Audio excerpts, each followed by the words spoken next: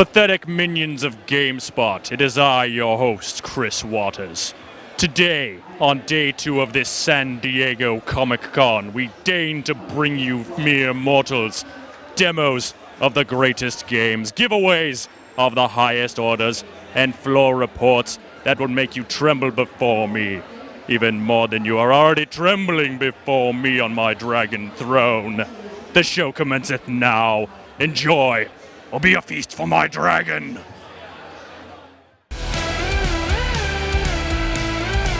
Chris Waters here at San Diego Comic-Con with GameSpot on our stage. Joining me now, Sebastian Reichert, the creative producer for Sacred 3. We're going to talk about Sacred 3 a lot and see the game in action. But first, I want to talk to you about Comic-Con. Is this your first time here? Yes, this is my first Comic-Con. Pretty exciting? It's so awesome. Yeah? I'm completely blown away. It's like they make me a kid again. They make, yeah, right. It's that feeling of seeing stuff that even if you maybe didn't like play with the toys or watch the videos when you were a kid, you still get nostalgic for just sort of the way a lot of the art and creativity is presented here. It's insane. I mean, you go to one piece and then it's the art book of stuff from your youth. Okay, well, awesome. Then you go one thing next. By the way, we have now classic Masters of the Universe stuff. Oh, I played with that stuff. I collected that when I was younger. Yes, please. Yeah, I was wearing a Masters of the Universe t-shirt yesterday that I bought at Comic-Con the day before.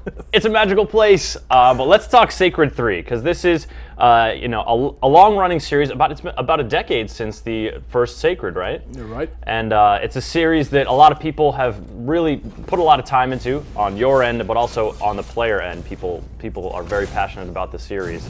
Yes. So let's talk about Sacred 3. Give us the broad overview for folks who maybe have been under a rock for the past 10 years. Okay, for us it was important to get new interpretation into the whole Sacred thing. Mm-hmm. And Sacred 3 is basically the whole aspect of Sacred pushed into a very arcadish, action-heavy multiplayer area. Okay. Because it was one of the elements that we really liked about it, was playing with other people, and it was so the design really went a lot into this direction of how much can we push it that playing with other players is as easy as possible. Mm-hmm. So this whole nowadays it's hard to say arcade experience because people think about small little games that they download on XBLA and PSN, mm-hmm. But it's still this old schoolish insert coin, have fun. And kind of the immediacy of the action, right? Exactly. And just, being able to smash up a ton of, what are these, goblins? Oh, it's mercenaries? Our gremlin horde that is challenged with additional pirates, the bandits. Yeah. It's nice to see them getting along and uniting over a common cause of trying to murder you. What you see here, for example, is one of those things. You can actually grab the little gremlins and give them knee bashes like you know it from Double Dragon. And when you're finished with them, you throw them and they become projectiles to throw it into other things. Yeah, it like smacked into another dude who smacked into the wall. Like that's that kind of arcade feel of that. Exactly. That kind of just direct reward. No one in the game will tell you that you have not enough attack points to throw that guy. Mm-hmm. You will be able to do these kind of action-like moves. We don't have a dodge. We don't have a dodge roll. A test, dice test. Yeah. It's not checking for numbers. You actually do. You push the stick to the left and do You're doing the damage press, to the thing that you're hitting. Yeah, you get what you see. Mm-hmm. So if you roll aside from a fireball, you will evade the fireball. It's not checking if your dodge skill is high enough. If you see that you're not getting hit by the fireball, it will not hit you. Then you're good. You're not singed at all. Speaking of what we see, this is looks like a dude swinging a giant hammer. What kind of? Yeah, the Safiri is very famous for his. How should I say? He wields the powers of fire and is from the Safiri culture. His name is Marak, mm-hmm. And he's the tanky guy. Now he has picked up his first. War Spirit, which is basically a special power-up item that you can put into your weapons to get additional benefits from it. This guy, for example, can trigger. This guy can trigger chain lightnings. Mm-hmm. So the stronger you make sure that this guy gets, he's basically inbound into your weapon, and then you will have lightning damage on your weapon, additionally to what the Safiri brings in. Okay. But the Safiri already has a lot of fire-based attacks. Yeah, we've been seeing some fire spewing, I think, a little bit earlier. But so you're putting like the trapped spirit of some guy into your weapon, and then it's leveling that spirit up. the Ashen Empire, the evil guys, so to say, use that for their power, for their army, but you free them and then they help you. Okay. And so the nice idea about it is that you can freely choose which one to put into your weapon, and it gives additional effects to it. And so that's just, I mean, that's, you know, I imagine in the inventory you can sort of shuffle that around. Exactly. You can equip different spirits, but then also you've got, it looks like you've got two sort of spells or something on the two shoulder buttons here, judging from the HUD up on the top left. So there are a lot of abilities in play as well. Yeah, the whole thing about Sacred always was, fans were always happy about this whole combat art combo thing. How do you combine? What combinations are possible? We streamlined it a lot, so making sure that it doesn't overwhelm you by throwing tons and tons of different things at you without you understanding them first. But the cool thing is that you will always have the chance to pick two out of a bunch of them to define how your character wants to be. And this doesn't stop with the two main super attacks. It also has the chance that you say, this whole evading is not my thing, I want to become a wall. So you choose the block instead, and then you simply stand there and become invincible for a short moment. And is that an ability, or is that sort of more of a passive attribute kind of thing where you're sort of skewing your character towards being tougher? It's an active ability. Again, this whole arcade feeling and spirit is in there to make sure that we transport this all the time. The cool thing is that it works in multiplayer so well because you can become a wall for your friends. Oh, nice. People throwing stones at you, at the whole party. Yeah, you simply just stand step there, up and take some throw stones him on the and- chin. It's no big deal. Yeah, this guy doesn't look like he would mind, right? No, he seems fine. Totally fine with it. Yeah, speaking of multiplayer, we had another character just drop in during this, and who, besides having like really awesome hair, what's her deal? The Seraphim is the most classic character from the whole IP. It's basically our angel-like creature. She's from a race that is sent from a culture that is sent from the gods to protect the world. Yeah, we can see her sort of wispy blue wings coming out the back there. Yeah, the more she uses her powers, the more you can see actually how the wings spread out and. Oh, okay. So the character model itself changes as you develop your strengths and your powers. Even if you get the better armor sets and you become more powerful, the wings will fold out. And if you do then the extreme power super moves, it basically will wipe the screen with the wings. That sounds delightful. It's a lot of fun too. So we've seen and compare her to the warrior we saw fighting alongside. Is her style a little bit more nimble, or can she also skew towards that kind of like damage taking wall character? She's more agile. I wouldn't call more agile, but she still packs a huge punch because she's like a heavenly punishment for those guys. You shouldn't take her lightly.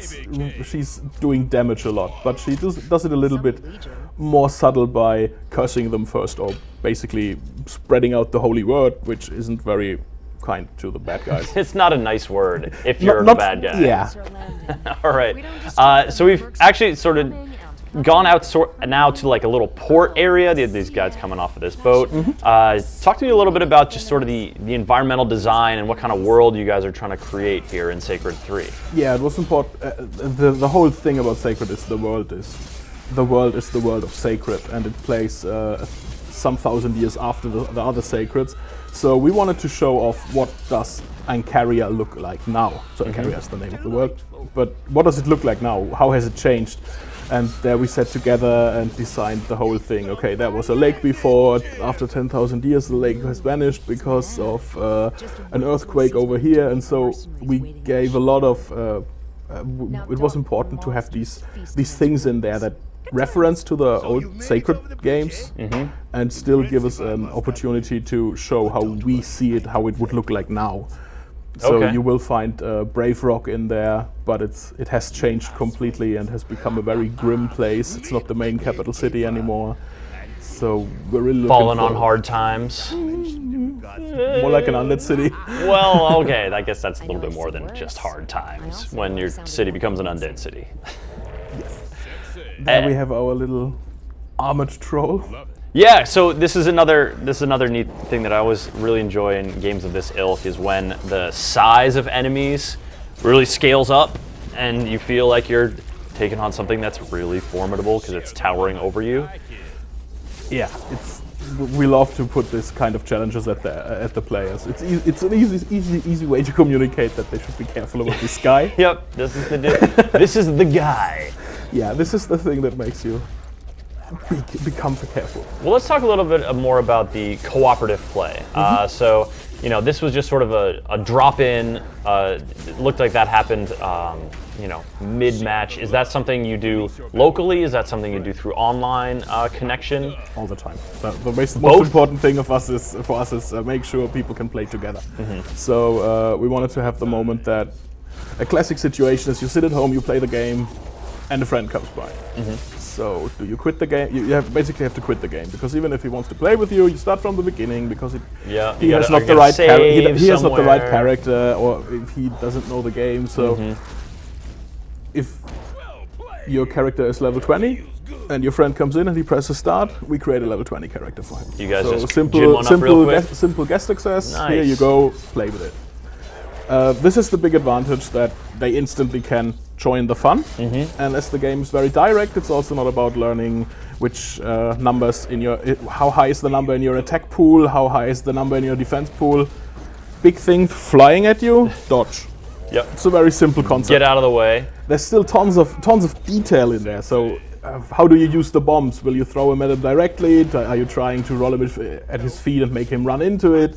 So it's not like we removed the complexity and the possibilities from the whole system, but we wanted to make sure that getting into it is fast. Because when your friend then played with you and said, "This was awesome," he's probably at the point where he says, "I need something better than a guest account. Let me log in with my own account. I want to create my own character. I want to have built the character to this point, Exactly. Because there's satisfaction in that for sure." But even if he doesn't like to, the guest account will have all the possibilities he needs. So he will be in the next when he's next time in the menu. He has the chance to change his abilities. He can level up. So if you prefer to have a night full of beer and sacred, no problem. The game will serve this. Go. And the nice thing is you still can play online. Okay. So what happens is you're with your friend in front of the console, and the game says, "Well, you still have 2 slots. I found someone who should play with you," and then he joins you, and the fun gets more because the more people, the more fun. More fun. That's a pretty steady maxim in especially video games, especially when you're dealing with cooperative situations. Just a quick clarification, though. We're seeing Xbox controller prompts on screen. Yep. What system is this running on? Or what was this footage drawn from? Do you know? This footage was drawn from the PC. In your discerning eye. No, I remember that. I remember the recording session. Yeah. I actually was playing. I think not in this scene, but I was playing a lot of the Seraphim in the recording session. I really like that animation that precedes the sort of awakening the spirit shards, that the like ghosts that sort of effervesces up from whatever thing you just killed. I think that's a really neat effect. I'm curious about the cooperative abilities, because you sort of mentioned a way they can interact before, one character sort of serving as a wall for others.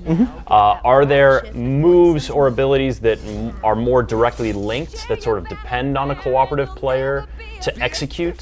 So the whole system is focusing a lot on even with small details. If 2 players attack one monster, it will get an additional damage bonus. They will get an additional damage bonus because it's just harder for the monster to defend. He will get more damage and not only from the 2 players, there will also be a bonus in. Then we take care of back attacks, which sounds very simple, but with 2 players, it's very, very valuable. One distracts the enemy and the other one is attacking from behind.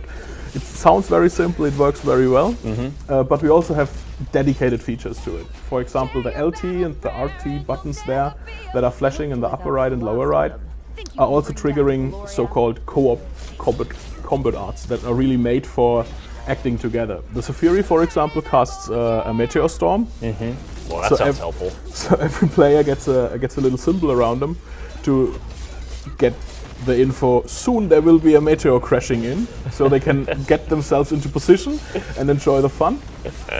While the Seraphim Was that a meteor crash right there we just saw? It was sort of an yes. area explosion. An area explosion. Yeah, I saw the indicators flash up there. Exactly. And new weapons. Oh, good. nice. Star Crusher. Mean. And the Seraphim is one of my favorite abilities because it weakens simply the whole battlefield, and all the enemies have a very high chance that they get knocked down when you hit them.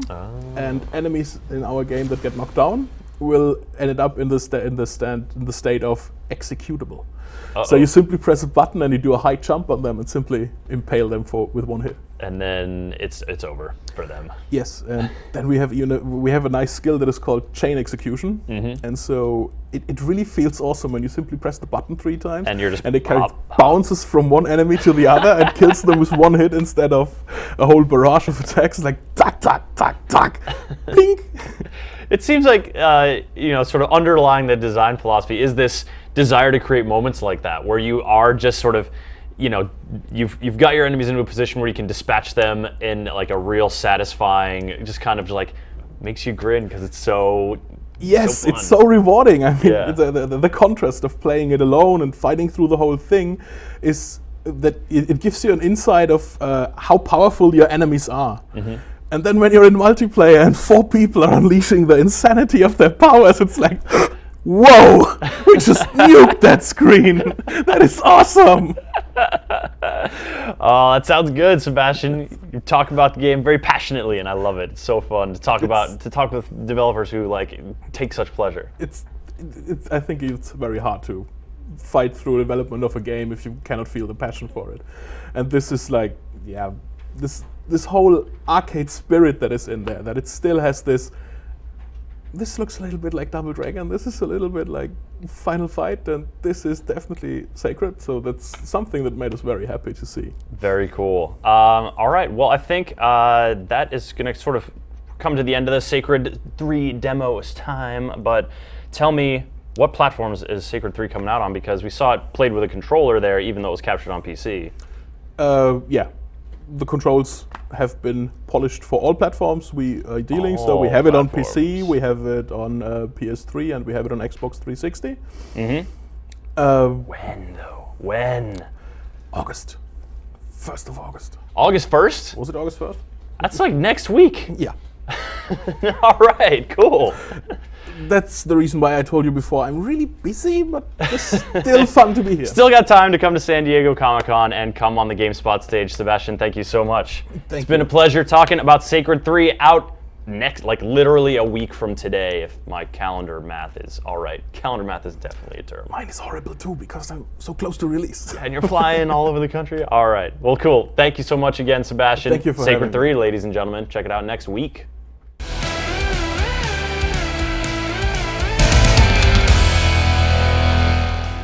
Hi there, I'm Anna Prasa-Robinson for GameSpot on the front line at San Diego Comic-Con 2014. I'm standing here with someone who you may recognize as her video has been all over the internet, and rightfully so. It's so impressive. I'm here with Casey Catanzaro. How are you doing today? I'm doing great. How are you? I'm doing wonderful. I actually just did the Assassin's Creed Unity obstacle course just a little while ago, and I heard you're going to do it too?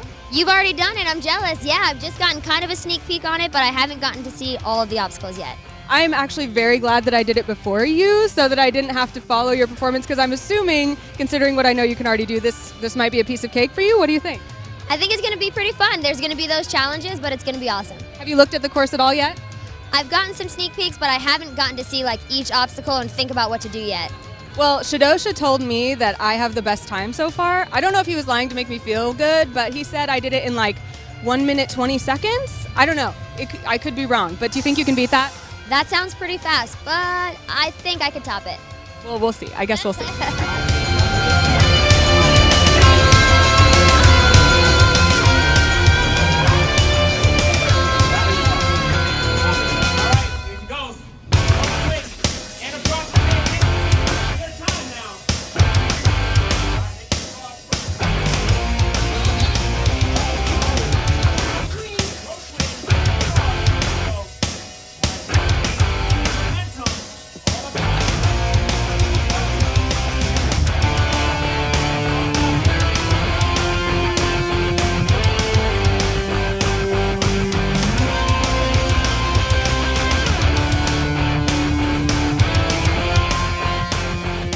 Casey, I'm catching you before you fully have time to catch your breath. How are you feeling? Great, definitely winded, but it was so much fun. What was the best or most fun obstacle? I think that this big spinning thing was really fun, you know, because it's at the end, so you're tired, but you're so close you could see the buzzer, so you just want to zoom through it. I heard that you did beat my time. But I guess it was not by very much. Thank you for saying that. I appreciate it. If anyone's going to beat my time, I'm glad it was you. It's been absolutely a pleasure to meet you. Thank you so much. Thank you guys so much for having me. Hey guys, where can people tweet at you? Just at Casey Catanzaro. And you can also tweet at me. Tell me how jealous of me you are that I got to meet Casey at Anna Prosser.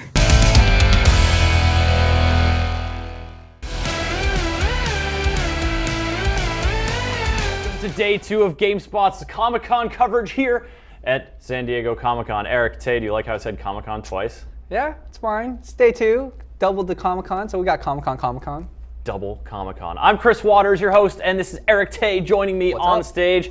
Eric, we just got a look at Sacred 3. Quick clarification for you guys who are interested in that Sacred 3 demo. August 1st is the release date for Europe. August 5th is the release date for North America. Just wanted to make sure that's cool. We are live right now on set, in the chat on GameSpot.com, in the chat on twitch.tv/GameSpot, taking questions from you guys. We can maybe answer them in the chat during the segments, but mostly we're in there so that we can give away all of this. Some of this stuff you might recognize if you were watching yesterday. And some of the stuff we are giving away, we've got some winners here. Let me check it out here, Tay. I want you to read off some of our winners. I'm doing that. All right. Yeah, check it out here. So All first right. up, what do we got? We got the Black Speed. You got yourself. I can't reach it. I'm gonna grab this for get you. it. Don't worry. Get it. You got yourself a Kerrigan. Maybe there you go. Congratulations. Kerrigan. Yeah. Danny DANI underscore I89. Confidently. Oh, I guess then they would know. You're right. Good call. You know, Good call. There's a bag which is one of the Blizzard bags. Undecided which one you're getting, but What it's are going these to be critters up here? either the Fairy Dragon or the Whimsyshire Goblin.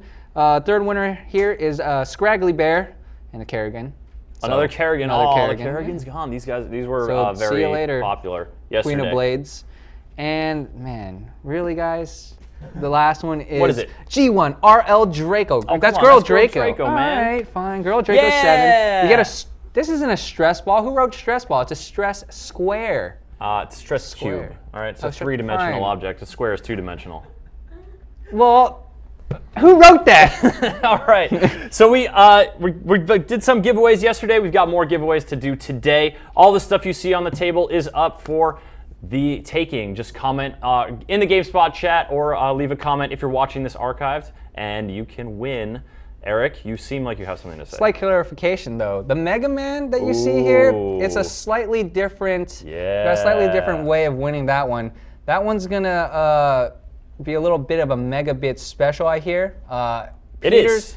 Peter's idea is, since you guys talked about how you wanted him to put the Mega Man helmet on a cat, Yeah, it's too he small would like for to you. see, It's not gonna- I know, I don't have a cat head, but he would like to see photoshopped cats and Mega Man helmet.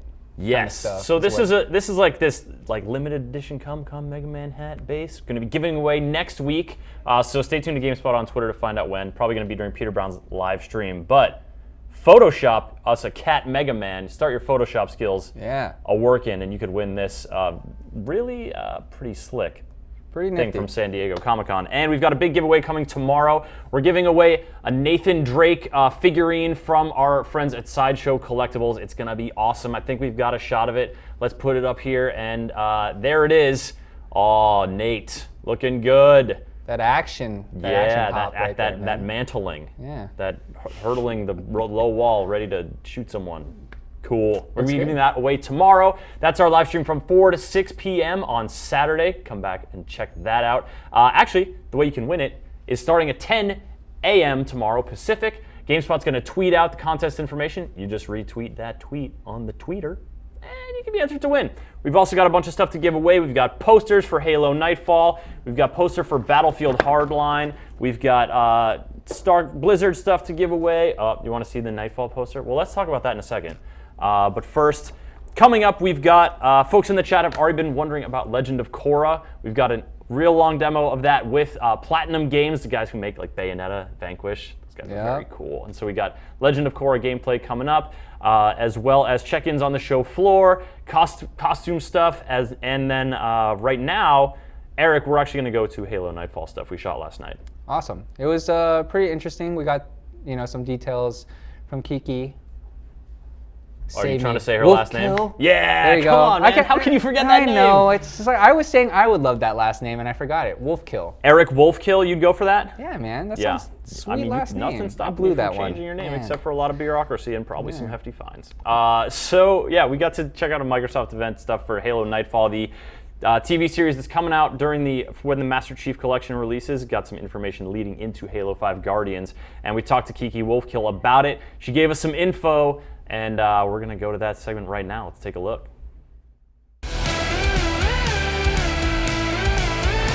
Chris Waters here at San Diego Comic-Con. I'm at the Microsoft Showcase, as you could tell, and I'm here to talk to Kiki Wolfkill of 343 Industries about Halo Nightfall, Halo 5 Guardians, and pretty much any other Halo thing she'll talk to me about. Kiki, thanks for taking the time. Of course. Maybe just a tiny bit of Halo 5 Guardians. Okay.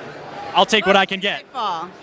So let's start with Nightfall. You guys have been talking about it a lot here at Comic-Con. We spoke with the actors from the show. You guys had the panel today. How's the reception been for you guys really bringing out more Nightfall stuff?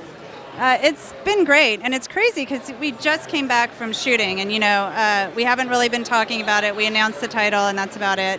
And so literally, we've all just come back from shooting, and suddenly we're here, we're talking about everything, we're showing pictures, we're showing footage, and it feels like we haven't even kind of gotten our heads around being back from production. But it's great.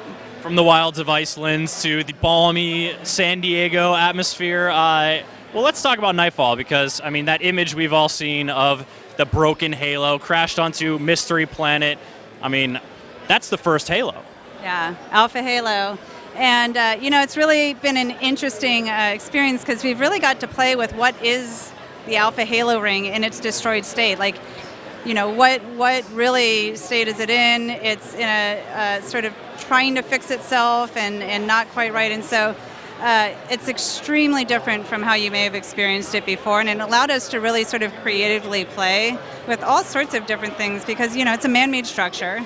It's going awry, and it just leads to a lot of really interesting situations for the characters. Yeah, this is no mere dead asteroid or broken piece of a planet. This has like self-sustaining systems, the Sentinels, 343 Guilty Spark. I mean, there's a lot of stuff going on under the hood.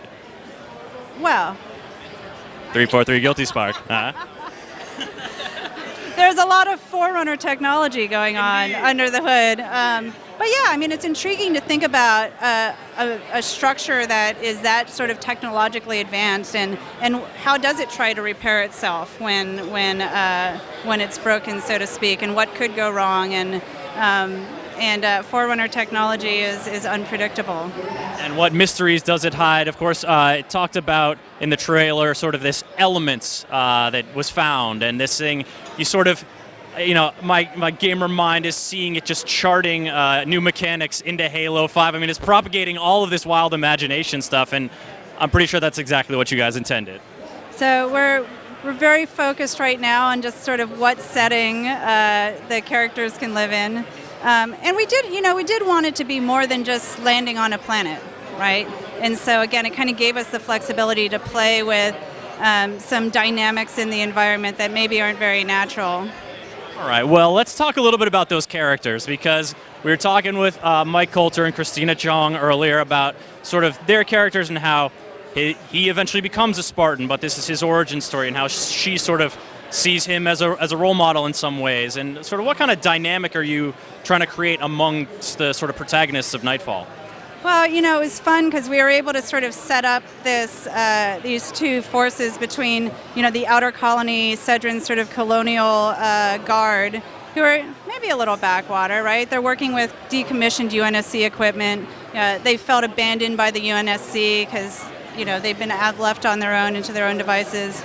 And then you have Oni come in. And Oni, we've had a few peeks into Oni, but you've never really sort of seen the boots on the ground operatives. And so it's kind of a really intriguing mix of super high tech, used to having all the equipment, all of the technology at their fingertips, and then the Cedric Colonial Guard, who really are about kind of living by their wits and sort of surviving. And so what does it mean when these two come together and when they actually have to accomplish something together? And then again, what does that look like when they're sort of forced to make decisions around their own survival? So it seems like a pretty tough challenge for you guys to not only create this sort of interesting conflict, this dynamic, this sort of the beating heart of Nightfall, but then also keep in mind sort of the ripples throughout the Halo universe. And of course, 343 Industries, as the stewards of all things Halo, there's a Halo TV show in the works. There's the game coming up, and there's Lord knows what else you guys are cooking up there in Seattle. Nightfall, it's sort of the second live-action kind of big initiative you guys have done after Forward Unto Dawn. Do you have anything sort of you're carrying from that experience into this one that sort of helped you? Yeah, I mean, I think so. We're so proud of Forward Unto Dawn, and that was sort of an expansion on a lot of things we'd done before, kind of in the live-action commercial space. But yeah, I mean, this idea of sort of bringing a character from sort of a dramatic live-action piece into the game and really exploring the character with different storytelling, something we kind of did with Forward Unto Dawn, but with a secondary character. This time we're really taking a character front and center, that you will play in Halo 5 and saying, what, let's take a step back and spend time and tell a story in a way that lets us really develop who he is and who he becomes at the start of Halo 5 and hopefully get people to sort of invest in that character with a little more emotion than just starting the game cold and saying, here, take a controller and love this guy, right? Or hate this guy, right? However it may be. Give them some sort of lead in that way. And so Halo Nightfall is going to be available with the Master Chief Collection, is that right? It is included as part of the Master Chief Collection. So episodes will start airing when the Master Chief Collection releases on 11/11. 11/11, nice. All right, Kiki, before we close out, there's like a whole arsenal of Halo weapons here. Would you mind closing it out with like a Charlie's Angels pose with me? Do you want? As long as you're in. Oh, yeah. Oh, yeah, absolutely. It's the back-to-back. You want SMG or Magnum? You got it. All right, we're going to do this. Hold on.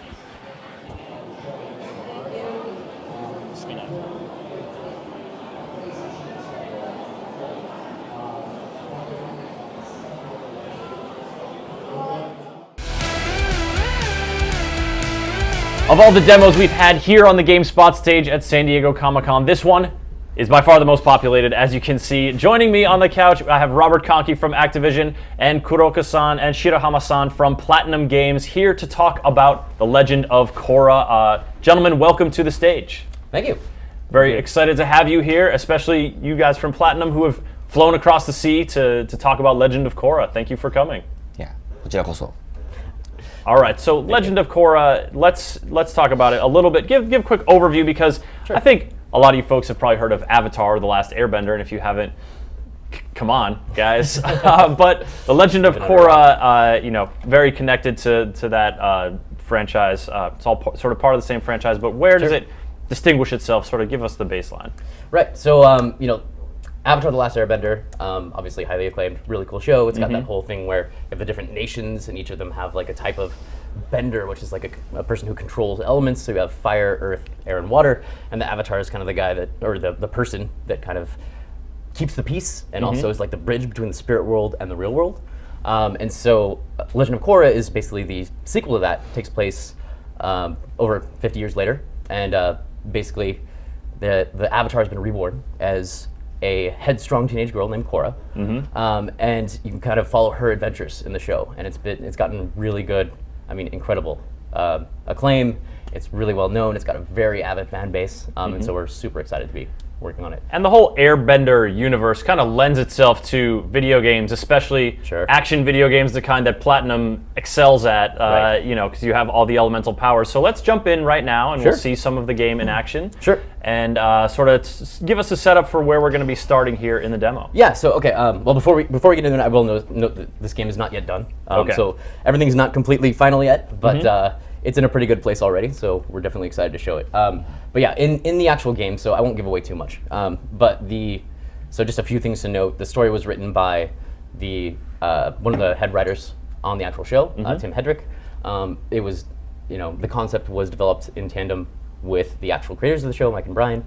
And it actually takes place within the core universe officially. So it's between actually the events of book 2 and book 3. Okay. So this is like, if you were following the show, I'll try not to give away too much of what happens in book 2, but some crazy stuff goes down around Republic City. Sure. We're going to see a little bit of that, so I'm just letting you know. And so we're kind of in that setting. But basically, in the story, what happened was there's this strange old guy, and she has no idea who he is, but he's basically knocked her out, and she wakes up, and she has none of her powers. What? They're gone. I know. Shocking, right? And so... What kind of video game is that going to be, man? I want to spend air. Yeah, but so basically she doesn't know what's going on. She goes to her mentor, Tenzin, who is actually Avatar Aang's son from the original series, and she is trying to figure out what's going on. So he lives at Air Temple Island, and so she goes there to try and find him. He's not there, and in fact it's been invaded by chi blockers, which were originally shown in the first book of the season, and mysteriously have reappeared. So that's kind of where she's at. She's trying to simultaneously get her bending back, as well as figure out what's going on. And beat up some chi blockers, probably. Exactly. So all right, let's we're gonna check it start. out. Yep. So we're gonna start in the middle of the stage. This is a demo build, so it's not 100% in context with the story. Sure. So it's a little bit more focused on gameplay, but normal. Yes, plan normal. So 3 difficulty modes. No extreme. Oh yeah. Not yet. All right, so this as core. So is this sort of that video game trope of she's lost all her powers? You're going to get them back one by one, learn how to use them, and then bring them all together in glorious bending And it's harmony. It's less that she is relearning how to use them. It's more like she's gradually gaining her power back. Okay. And actually, for the purposes of this demo, we've actually unlocked everything, so she doesn't actually have to get anything back in this. Cool. She is at full power, and actually we wanted to just run through some of the stuff she can do. But in the actual game, you'll start out with not much, and then you'll start building it back up.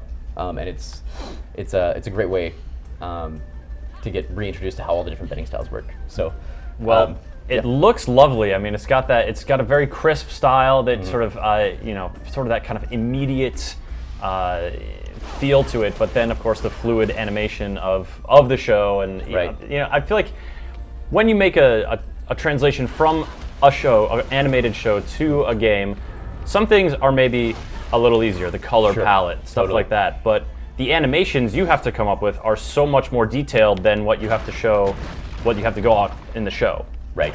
Well, and they need to be shown from way more angles and all that stuff, and these guys can really talk to that. We'll actually show a part where they'll do a little spiel on it. But so the first thing I want to do is actually just introduce the various bending styles. So one thing that we're really excited about for the combat is that you can switch bending styles at any time. Like literally mid-combo, you can switch bending styles, and that leads to an incredible amount of depth when you have all of them together. So right now he's showing water bending, and the idea is it's primarily long range, and then it also is really good at juggling enemies while they're in the air. It has a lot of cool things like a grab where you can grab enemies and pull them towards you. You can actually turn things into ice. You can shoot ice daggers, which is really effective, and it actually from inside of a water dome. Naturally. Exactly. Obviously, yeah, exactly. And then next is earthbending, which is much slower but incredibly powerful and very destructive. You're breaking stuff. Yeah. And it's got a lot of area of effect stuff going on with it. It's also really good with knockups, so it synergizes really well with waterbending because you can knock them up and then juggle them in the air.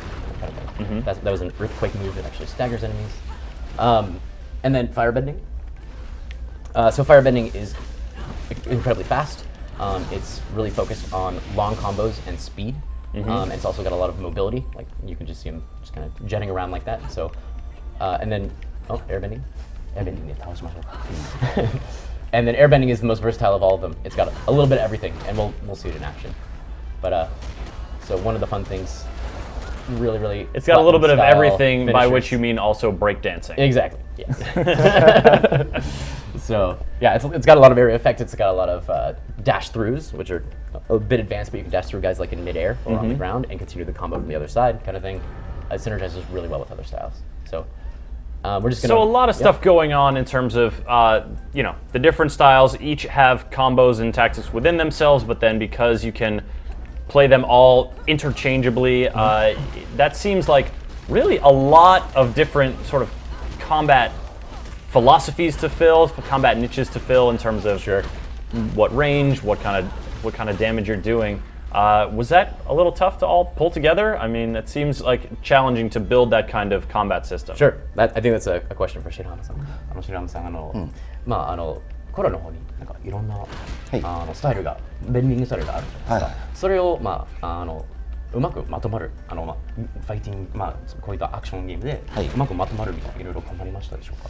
そうですね。基本的にこの4つのベンディング、火と水と土をそれぞれ特徴が違うんで、それを一つにまとめるためには結構そのコンボの技のチューニングがとっても大変でしたけど、その回もあってこの自然に違うベンディングをこうスムーズにつなげることができました。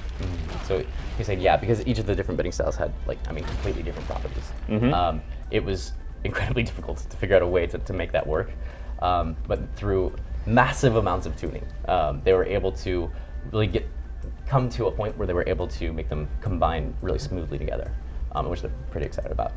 Very cool. And of course, when you're making the decisions about how these combat styles fit together, you also have to design in tandem the type of enemies you face, because that's who you're using them on. It's so important to have them demand things of you and be challenging and make you mix things up. So how did that influence your approach to designing all the enemies you face? このゲームの中でいろんな敵も出るじゃないですか。その技を使うには敵が必要じゃないですか。そのベンディングのスタイルを考えて、それで敵を思いついたかと思うんですけど、それぞれのベンディングスタイルの特徴によって、それが敵のデザインをどう影響しましたでしょうか。そうですね。一つのベンディングが強くなってしまわないようにするために、必ずその各ベンディングに弱点もあるわけですよ。水は遠くを狙えるけど、威力は弱かったりとか、その分すぐ接近してくる敵を作るとか、で土は強いんだけど感覚が遅いんで、すごく素晴らしっこい敵を作って、土を潰しに来ると。その分素晴らしっこい、素晴らしっこいっていう速い。その分ユーザーはうまくベンディングを敵に応じて切り替えて、プレイを楽しむことができると、そういった仕組みになっています。So he's saying, yeah, for example, so basically all the different bending styles have their own specialties, but they also have their own weaknesses. And so a lot of the enemies are designed to kind of take advantage of those. So for example, water bending is great for long range, but doesn't do that much damage. So there are enemies that attempt to get to close distance with you really quickly. And then earth bending the same way. There are a lot of enemies that move, so it's a slower attacking type. So they've got enemies that move very quickly in order to be able to avoid it. So kind of keep the player on their toes, and kind of make it so that you can't get through the whole game just using one type of bending style. Sure. So they definitely have put a lot of thought into that. Well, Shirahama-san, maybe you can go. Oh, you found an enemy to fight here. Was that indicative of the enemy being an earthbender that sort of came down and the earth smashed out? Yep, these are the triads also make an appearance in this game, which are kind of like the mafia of the Korra world. And they're all benders. They're called the triple threat triads because there's earth, fire, and water benders. So this is one of the earth bending guys. He's pretty powerful. And yeah, we're seeing those slow, powerful attacks come against Korra. But now, what are we seeing right here? He just got basically she got countered by him. So Korra can counter enemies, but the triads actually can counter her. And so what happens is you go into this little sequence, and if you fail it, then they end up. Then you're at a huge disadvantage. But if you win it, you actually end up knocking them back. So it's kind of an interesting thing that'll take you by surprise in the middle of battle, especially when there's more than one of them. Is counter is that you have a fire counter or a water counter, or does the counter exist sort of independently of the bending style? It's actually independent of the bending style. So the way it works is you have a block button, and if you hit it with the perfect timing, right when they're hitting you, you'll actually counter them. Depending on the move, some moves can't be countered. Typically, lightning-based moves can't be countered, but other ones can. And so if you hit it with the right moment, you'll have a chance to basically you flip both sticks up and just knock them way back. Wait, is earth, fire, water, air? Which one is lightning? lightning is actually not one of the elements. So chi blockers. Come on, man! I thought I had it. Well, down. I mean, technically, lightning can be used by special firebenders, but that's not where that's coming from in this game. Okay. Where it's coming from is there are chi blockers that actually have lightning gloves, like these gloves that use lightning, or as actual electricity, and they shock you. And so we'll see one in just a second. He's a red guy, that guy right there. So his moves cannot actually be countered, and so if he hits you, it's pretty rough. But his regular attacks can be countered. So there you go. And then you can kick him over the moon. Yes. Oh, so there we That's see one too. the lightning getting a hold of him. Yep. All right. Well, while this, that's like sort of he's in a vulnerable state because you've stunned him. Right. Exactly. Opportunity. And there's unique finishers for each bending style, which are pretty spectacular, like the breakdancing one we saw earlier. So. Excellent. Well, I guess I have a question that this might be for Kuroka-san. Korra, as a character, is much more feisty and passionate as compared to Aang from Avatar: The Last Airbender. So, I guess for me that was refreshing to watch when I watched some episodes of the show. How was it for you to design the game? How did you sort of go about approaching her character and making that attitude come through? 黒岡さんに質問ですが、コラのキャラって、結構熱い性格があるんじゃないですか。はい、そうですね。そういった態度があるんじゃないですか。でそのキャラをデザインしてた時にそれをどう反映しようと思ってましたでしょうか。そうですね。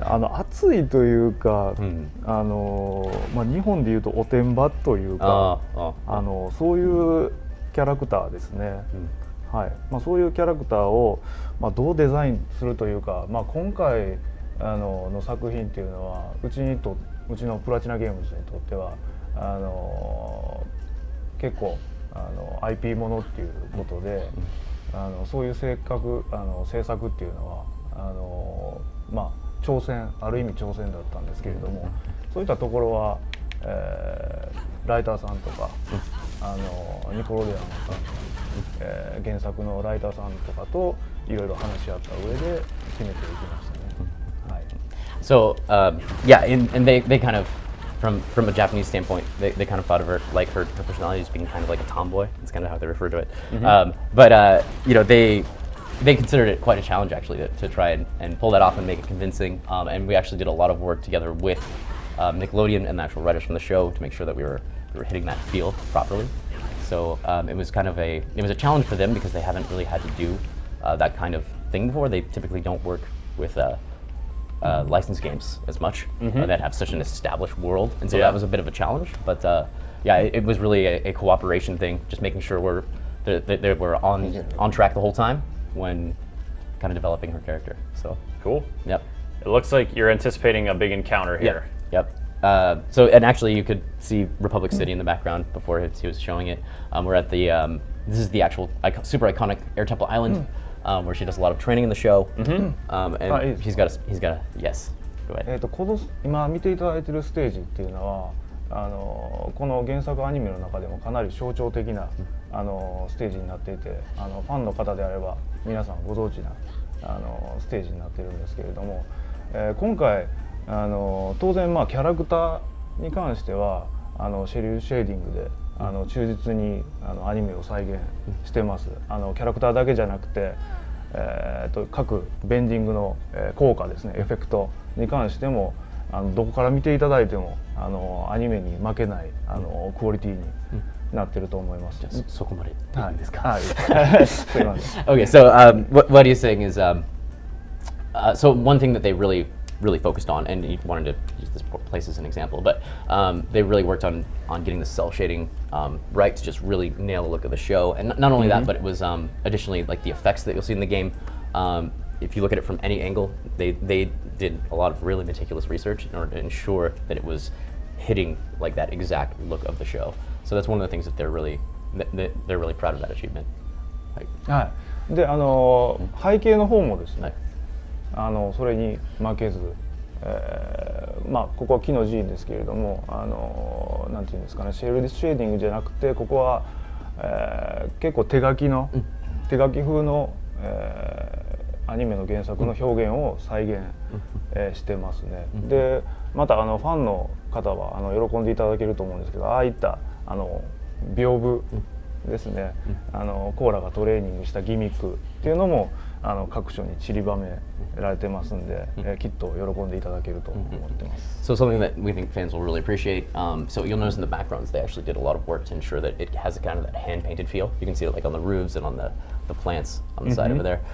They've also included a lot of stuff that fans of the show recognize, such as you see the Bagua training portion where she needs to be the leaf and kind of dodge in order to figure out how to airbend, and so they've got a lot of iconic stuff from the show like that. So they're pretty excited about it. Well, that's always the challenge, right? You know, you guys as game designers want to bring your own design sensibility to the game, but you also Korra looks a certain way, she moves a certain way, she's in a certain world, so you have to kind of take that and make it your own interpretation while still remaining true to the source material. Right. And so, you know, Platinum Games, you guys, I feel like one of the things I love so much about your games, about Bayonetta, about Vanquish, is the immediacy of the action and the speed and just how satisfying it is as a pure play experience. So I guess what appealed to you about, well, I don't want to keep you from getting into the dramatic scene right here, but could you talk about what appealed to you about Legend of Korra? What drew you to the game to want to make it? Yeah. じゃあそうですね。じゃあその質問ちょっと説明いくんですけど、そうですね。なぜレジェンド・オブ・コーラを手掛けようと思ってたのでしょうか。そうですね。僕の方から。そうですね。今回ですね、まずアクティビジョンさんの方からそういうお願いをいただいたということがまずきっかけにはなるんですけれども、まずそれ以外の理由としては、開発に至った理由としてはですね、何よりこの原作がよくできてるっていうことですね。はい、そのシナリオもものすごく細かく設定されてますし、それからアクションシーンですね。アクションシーンのアニメーションもすごく細かくスムーズに描かれてます。はい。Okay, so so he's saying, you know, originally it was brought to them by us by Activision, but you know when they saw the material, because the show doesn't, he didn't say this part, but the show doesn't actually air in Japan, so they didn't know about it when it first came out. Okay. So they saw the source material because we gave it to them and they were just blown away. It was just so incredibly well done. They were really impressed, and particularly the story was just incredibly well realized, and then the action was just, I mean, amazing, right? I mean, it's はい、そのアクションは、はい。そうですね。でそういったところすごく魅力的なところが多いんですね。でシリアスなところも多いんですけど、結構コーラの恋愛であったりロマンスであったりですね。それから結構コメディというかお笑いなところもあったりとかして、非常にバランスが取れてるアニメーションだと思いました。日本では放送されてないんで最初知らなかったんですけども。はい。So yeah, basically, so in addition to those, it also has tons of comedy. It's even got romance stuff, and it's just they were really impressed by how well balanced the show is. And it's just so they thought it was really cool.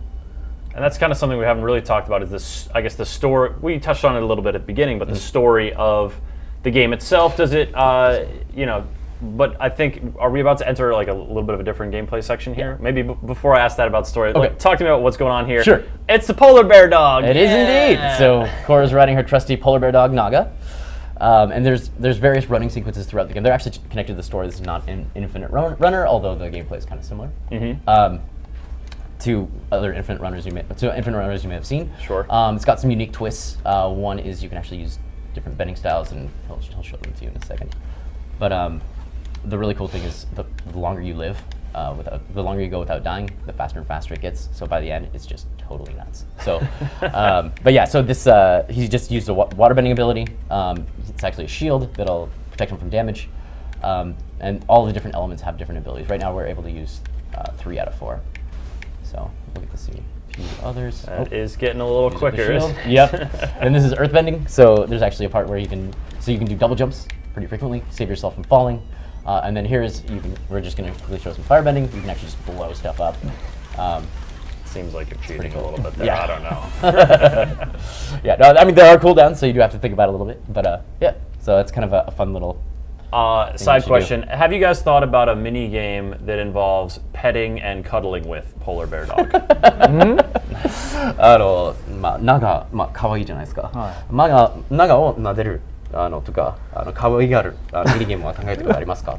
それは僕はそういう発想なかったですね。He said it never really occurred to him. ペットのゲームじゃないんで。It's not really a pet game, but no, I guess it's not. Yeah. Man. It's a giant robot that's attacking でも you. 次回作で考えます。リクエストがあれば。it's saying it may be great material for a sequel, though. So Yeah, something to yeah. consider. All right. While you're fighting giant robot, sinister Megatank. diving mega tank thing, Yeah.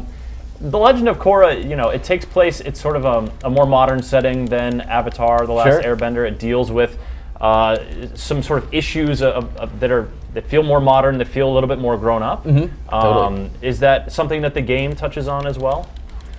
Yeah, I mean, I don't want to give away too much about the story, but I mean, Tell me the entire thing, Robert. Tell me now. Yeah, but probably shouldn't do that at this point. But yeah, I mean, there's definitely it feels like the show, right? The story feels like the show. It's what you would come to expect. She definitely what I can say is she definitely does spend some time dealing with the consequences of the decisions she made in book 2, particularly around what she decided to do with the spirit world. So are people gonna do some portals? You guys gonna tell the game player what she did in book 2? I mean, is that sort of? It's not going to require a huge amount of knowledge of the series. Yeah, you don't have to know everything that happened. It'll be a lot. You'll enjoy it a lot more probably if you do in general, because the events will be like, oh yeah, totally. Yeah. But at the same time, yeah, if you haven't seen the show, you're gonna be fine. But it is kind of, the basic idea is it's her dealing with the decisions she made at the end of book 2 and some of the consequences of that. So what I can say is we have a unique villain that comes up in this game that was actually developed together between Platinum Games and Studio Mirror, who is the actual studio that makes the show. Sure. And they're really excited about showing it. It's going to be pretty cool. And it's the guy that took away her bending, so that's part of it. But what a jerk. Yeah. Wow, yes. that's so a we have lot some pretty cool finishers. That is the firebending finisher. Why don't you just start off with that move? Just punch him a million times with your fire fist. 最初からそういう技をすればよかったのに。弱らせないと。 Yeah, he's like, you gotta build up to it. Yeah, of course, of course. Well, you guys are still working on the game, building up to the release of Legend of Korra. When is the game coming out, and for what platforms are we going to be able to play it on? So right now it's coming out. Right now it is coming out in fall this year. Yes. And then the platforms are Xbox One, Xbox 360, PlayStation 3, PlayStation 4, and Steam. Fantastic. Yeah. Well, gentlemen, thank you so much for coming on, showing off some Legend of Korra gameplay in action, and talking about the game here at Comic-Con. Much appreciated. こちらこそありがとうございます。 Thank you very much. Appreciate All right, folks, that's the Legend of Korra coming out this fall. Take a look, keep an eye out for it, and we'll be having more news about it, of course, on GameSpot as the release approaches.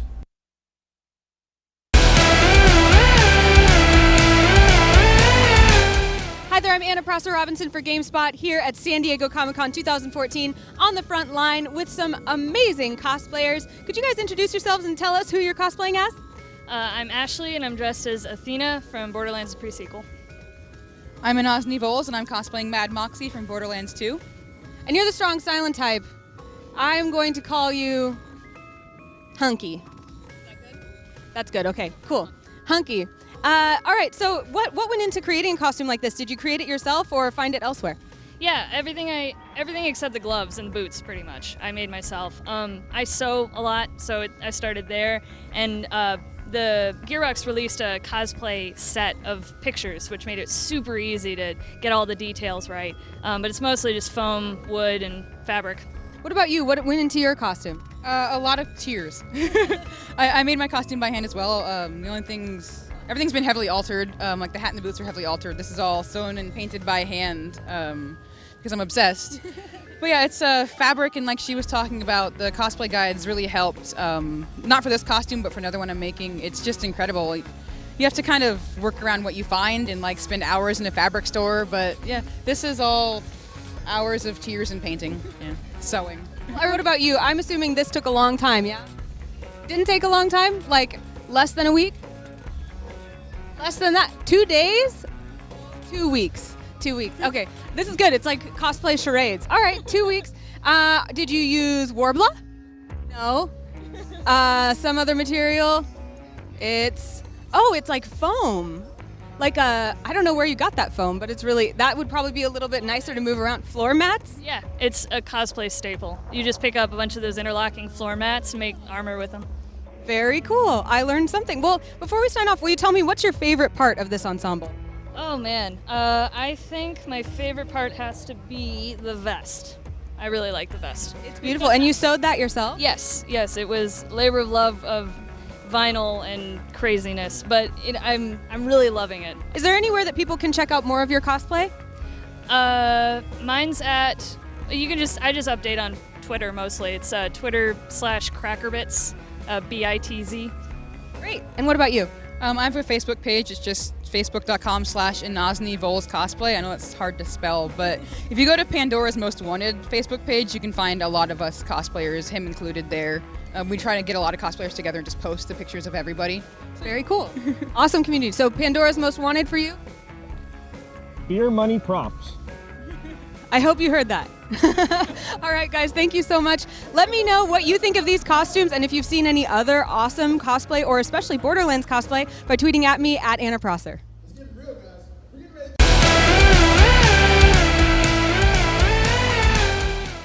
Hey folks, welcome back. We are live here on the GameSpot stage at San Diego Comic-Con. I'm Chris Waters. I was also that Chris Waters earlier in the demos, but as you know, we're pre-taping our demos here at Comic-Con because it is such a crazy schedule for all these developers running around.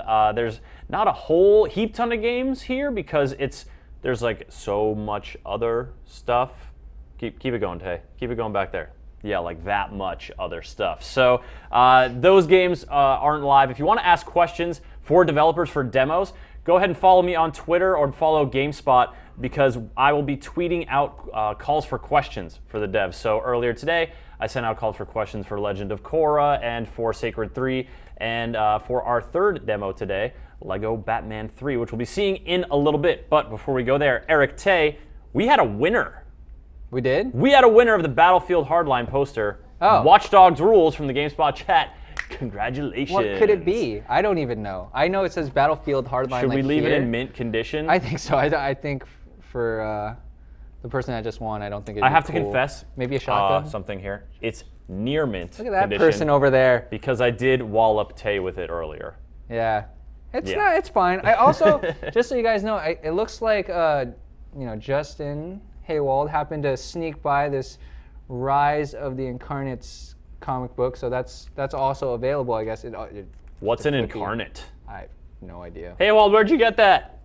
Looks like a Namco thing. He's not here anymore. I got it from the Namco Bandai booth. Came from Peter Brown in a Capcom panel. Yeah. Well, there you go. All right, so here's how it's working, guys. If you want to win some of the stuff that we're still giving away, go into the GameSpot chat, sound off, tell us what you want. What do we got today? We got Witcher books. We've got Zeratul StarCraft thing. The Kerrigans are spoken for. We've got Phoenix Rage stress cubes. These guys. Yep. Yeah. We've got, check this shirt out. All right, we got to do this. Do it. Check this t-shirt out. This came from the Assassin's Creed obstacle course that you saw Anna Prosser Robinson and Casey Catanzaro do earlier.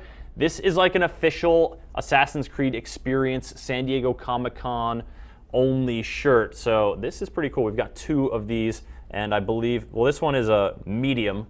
I think the other one probably is too. I think it's a medium too, yeah. So yeah, call it out. It's open season in the GameSpot chat for all this swag. Yeah, man. All right, a lot of cool Tay. stuff to give away. What do we got coming up next? I'm gonna look at the document. Yeah. And I'm gonna tell you.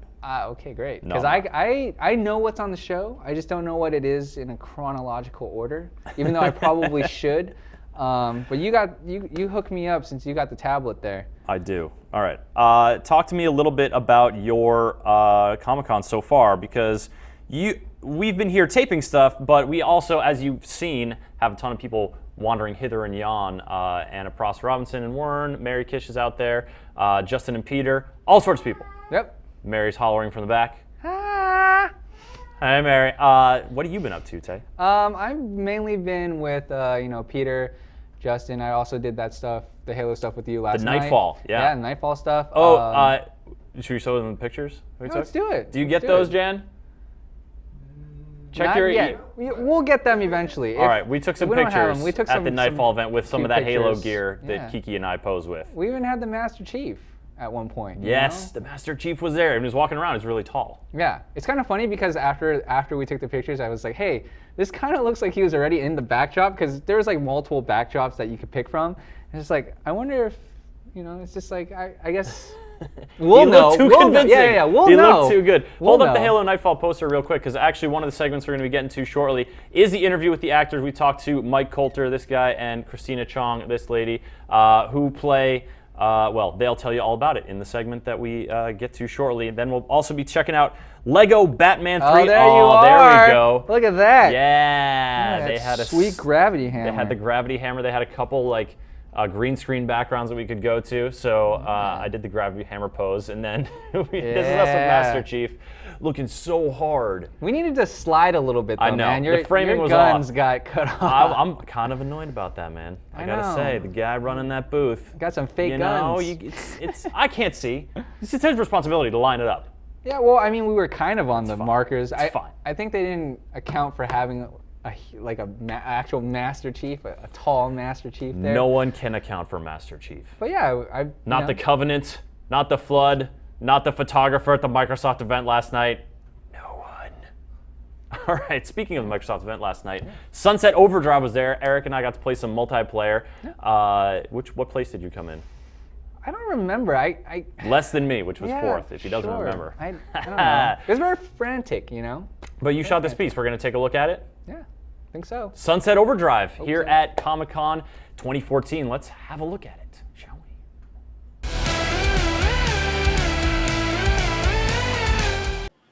Hey guys, Justin here from San Diego Comic-Con 2014. We're in the Xbox Lounge, and I'm talking with Marcus Smith, the creative director behind Insomniac Games. And the project you guys have right now is Sunset Overdrive. We're standing behind your big booth here. What is Sunset Overdrive? If you're going to give me the elevator pitch for that game, what is it? So Sunset Overdrive is a game where the end times is actually a new beginning, where you kind of have a humdrum life, but when all the rules go away, you can do all the things you've always wanted to do. You can play your music loud, blow stuff up, shoot crazy weapons, and basically you're a hero who can be who you want to be. Yeah, and I've seen a lot of the games so far. It's really colorful and really bright, and a lot of people are walking around the convention floor with this really crazy kind of balloon thing. What is this guy? So the story of Sunset Overdrive, there's a multinational corporation called Fizco, and Fizco owns everything. They have this energy drink called Overcharge that's coming out. Unfortunately, there's a few side effects. It turns everybody into mutants. Now, Fizzy here, the balloon, is the corporate mascot, and he is dedicated to the franchise. I'll put it that way. And one of the big things about this game is the ability to really customize your character and make them what you want to be. And I was at a panel yesterday where they mentioned a kangaroo codpiece as the only thing a character is wearing. What are some of the more ridiculous things you can make your character wear in this game? I mean, we have a ton of stuff. We have a lot of crazy hairstyles. Like I mentioned it in the video, but I love the crazy 80s hairstyles, just because it's not something I would ever be able to wear. But everything has physics on it, so when you move around, 80s hair, metal hair, happens to fly around in a really crazy way. Kangaroo codpiece is definitely one of the weirder ones, but there's a ton of stuff. You can customize yourself to be pretty insane. And people here on the show floor at Comic-Con, they're not going to be able to customize their character, but they are taking part, and it looks like a multiplayer, 8-player arena. How does that work in the game? So we have this multiplayer experience called Chaos Squad. Players will group together with 7 other people, so it's an 8-player, and you're going to be taking on various missions. And each mission will change every time you play. You have vote on which mission to take on. There's consequences to your vote, and it ends in what we're showing here tonight, which is a night defense, where you're needing to protect your base from incoming hordes. Now, it brings all the frenetic energy of the campaign, where you're jumping and grinding and you're using crazy weapons, but then you're doing it with 8 other people, and it's just pure insanity. Yeah, I mean, looking at it, you see a lot of people running around on the ground, but this is not just a ground-based game. There's a lot of aerial stuff. How does that work in this? Yeah, it's actually we're trying to get away from the hide behind cover kind of shooter experience and really try to motivate people to get up and around in the world. So everything in the environment is bounceable or grindable. You can get up and slide around on rails. It's kind of like a Tony Hawk with guns. And there's also a weapon wheel in there. I see that some of these guys have access to a wide range of weaponry. That's right. What kind of weapons do they have to play with? Well, you can see right now he's using a pretty conventional weapon, AK-47. But there's also the Captain Ahab, which shoots a harpoon that shoots out overcharge. So it will the monsters are addicted to the stuff, so they want it more than they want to kill you. And it's a good way to puddle it around, get groups of the enemies together. We have the TN Teddy, which is a teddy bear strapped with dynamite. That's a good way to mop up the group that you've gathered together. We've got the Propane, which shoots propane tanks, which is another big, nice explosive weapon. It's an Insomniac game, so we've got a lot of crazy weapons. And you guys are going to be at Gamescom, I assume, showing off some more of the game. Are we going to see more single player or more multiplayer over there? I'm not really sure what we're showing, actually. I'm the wrong guy. They're not going to send me. I'm going to be back in the office trying to finish this game. Are you getting to check out anything at Comic-Con yourself, getting to see any of this fun stuff, or are you stuck showing the game all day? I'm pretty much stuck showing the game all day. I'd love to go out and see everything, but I got a job to do. Well, it's very cool. I love the colorful action in this game. It's just that style is really distinctive. I mean, you look at this, you see a kangaroo codpiece, and you think Sunset Overdrive. That's true. What is something else that you want people to look at? You want this to stand out. What's the thing that you feel like makes the game really stand out from every other shooter and game out there? I mean, I think the world itself, it's so colorful. It's the anti-end times game. It really is. Coming out of Resistance 3, which we loved working on, it was kind of like, let's not have rubble and monochromatic environments. Let's go bright and exciting and build a world that you want to be in and you want to spend time and you want to go explore. So, I'd say the world itself is pretty. It's pretty.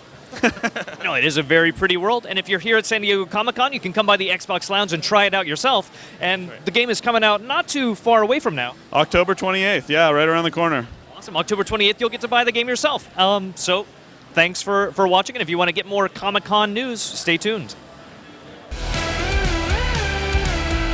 Every year at Comic-Con, there are a few games that seem just perfectly suited for Comic-Con, and it's always a pleasure to have them on stage. And they always seem to have this guy in front of them. Arthur Parsons, welcome to the stage show. Hi. Pleasure to see you for the third or fourth Comic-Con in a row now. I mean, it's fantastic. You're here to talk about Lego Batman 3 Beyond Gotham. I am indeed. You guys, of course, TT Games, the Lego series, have done phenomenal work for years and reimagining people's favorite superheroes and little blocky Lego form, and Lego Batman 3 Beyond Gotham is the one you're showing off here today. It is indeed, yeah. It's the next sort of step for the Lego Batman series, and what we're doing is we've kind of shown people already that it's going to space. It's going, as the title suggests, beyond Gotham, exploring the Lantern worlds. But because it's Comic-Con, because it's the 75th anniversary of Batman, what we're going to show today is something cool and quirky. So do you want to see? I am good with cool and also quirky. I like both those things. Okay. Yeah. So what we'll do is we'll start the demo, and I'll be quiet just while we hear the first bit. All right. Oh no! Our nefarious old foe, that plundering Punchinello, the Joker. Once again, the dynamic duo spring into action to protect the good and true citizens of Gotham. Brace yourself, Boy Wonder. Those are military-grade poles, not for fun or recreation. To the Batmobile, Robin, we need to put a stop to that grinning devil. But wait, where is our trusty transport? That abominable outlaw. He's hit us below the belt. Even the Batcave is not safe from his contemptible crimes. Quickly, Robin, we must rebuild our crippled conveyance.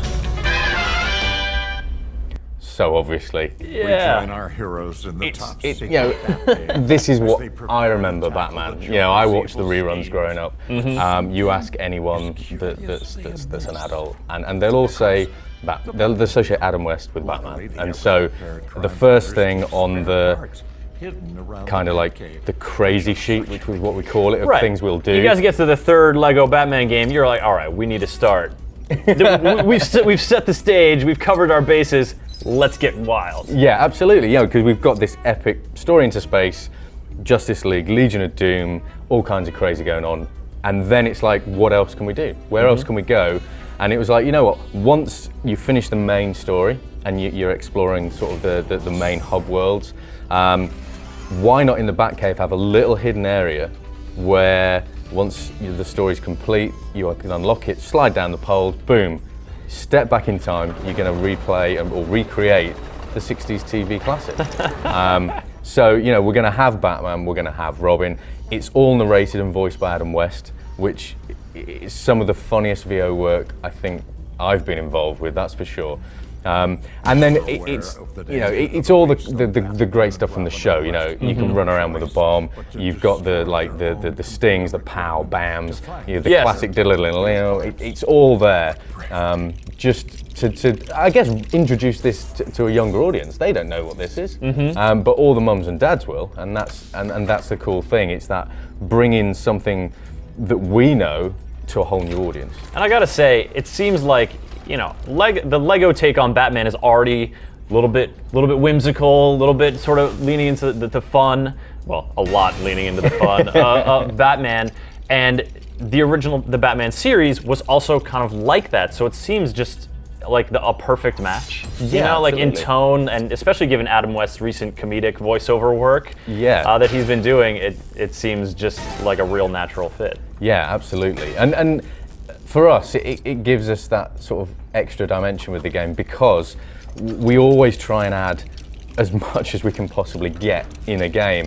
You know, aside from the story and the huge cast of characters, and then like with this one, we're going out and exploring hub worlds, like Lantern Worlds as part of the hub. So you know, places like Zamaron or Akara, some kind of crazy places in the DC universe. So it's kind of nice as well to have something that people wouldn't have necessarily expected. Obviously they will now because we've shown them, but you know, when you're actually playing the game, it's just that nice little aside and just like, whoa, that was a bit of a curveball. I didn't really expect that.